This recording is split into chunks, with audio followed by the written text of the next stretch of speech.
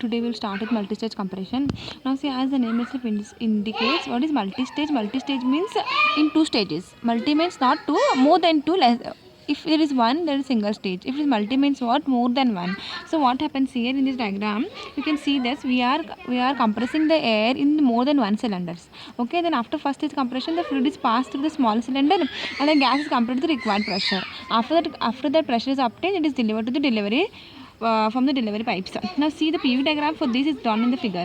Now see 1 to 2, 2 to 3, 3 to 4, 4 to 5, 5 to 6, 6 to 7, 7 to 8 to 1. This is my complete cycle. All these processes are what? All these processes are polytropic processes, and the intermediate pressure is at constant temperature. See, at intermediate temperature we are intercooling it. What is intercooling? We are doing it to reduce the temperature. Pressure is constant, it is reducing the temperature. See here, I have drawn one diagram, block diagram for this multi-stage compression. See here, this is my low pressure. This is my low pressure LP stage. See, the air from the atmosphere enters the compressor. It is compressed to the high pressure, intermediate pressure temperature.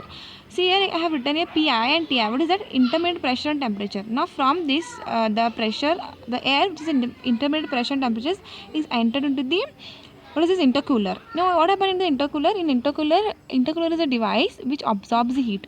Now see here I have taken water inside. This water is circulating in these pipes. Now air from this low pressure compressor is entered into this intercooler.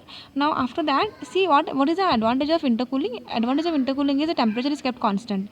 At this point it is constant temperature process. It is isothermal process. See I have represented on this PV diagram over here.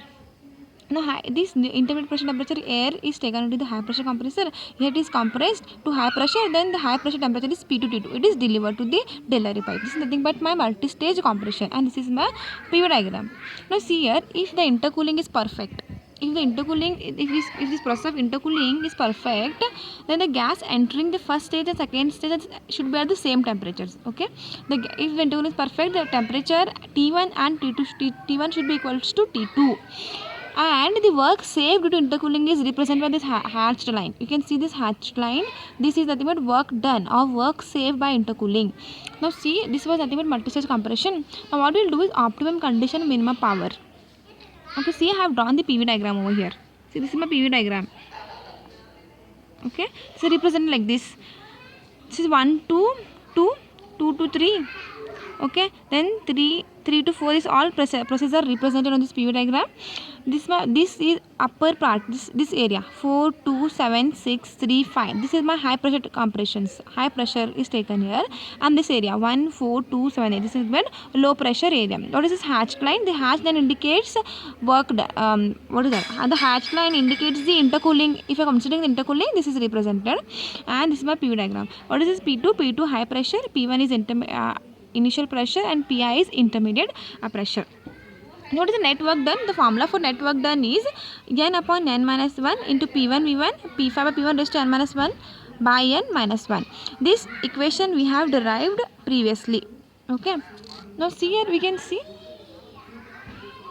from the PV diagram, what is P5? Pressure P5 equals to pressure P2. Pressure P5 equals to P2. Now substitute this P5 value over here. See. What do you get? Work done is equal to N upon N minus 1 into P1 V1 into P2 P1. I have told it P5 is equal to P2, N minus 1 upon N minus 1. Now see here, process 1 to 5 is polytropic process.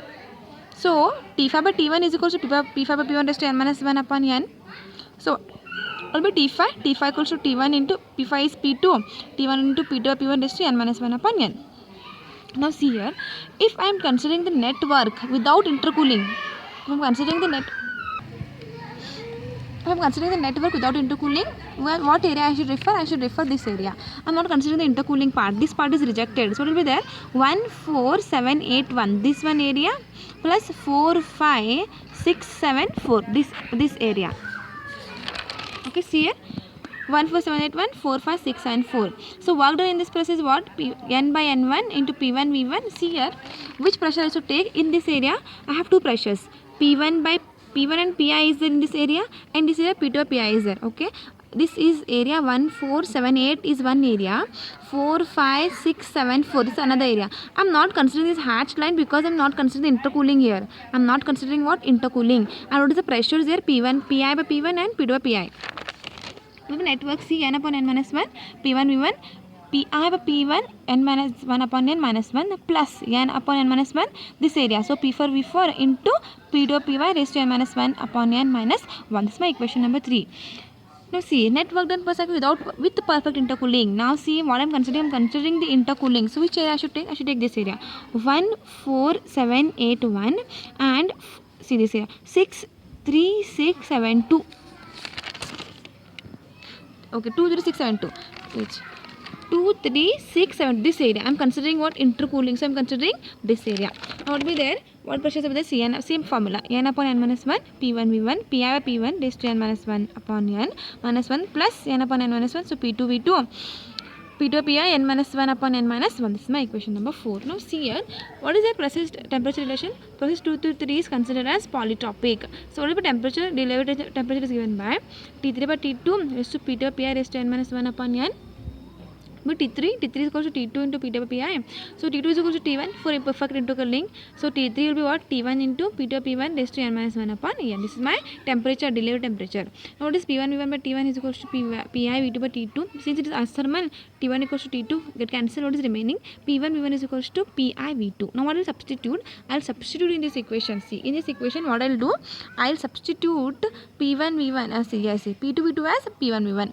So I'll substitute this and I'll get C here. N upon n minus 1 into P1 V1 plus Pi by P1 raised to n minus 1 upon n minus 1 plus n upon n minus same it is there. So what I'm substituting? I'm substituting a P1 V1 as Pi V2 P1 V2 as P1 V1. If I substitute as P1 V1, what happens?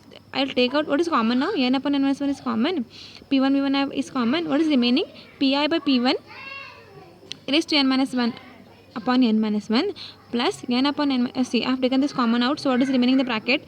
P raised to n minus n upon P1 plus P2 raised to P2 by P1 raised to n minus 1 upon n. See, this minus 1, this minus 1. Minus 1 is nothing but a minus 2. So this will be my net work done. What is the net work done for what? I have considered net work done for 3 stages. What is that? First I have considered the net work done without intercooling, with intercooling and net work done. This is my 3 stages. See here. What is that? First I have considered these areas 1, 4, 7, 8, 1, 4, 5, 6, 7, 4. This was without intercooling. If I am considering intercooling, what will be the areas? See, below thing will be same, no? Low pressure compressor is same. Where is the change coming? The change is coming in the high pressure stage where I am adding the intercooling. If I am adding the intercooling, what will be the area? This area 2, 3, 6, 7, 2. This will be the area for intercooling. This is nothing but your optimum condition for minimum power. In tomorrow class, we will do about isothermal efficiencies.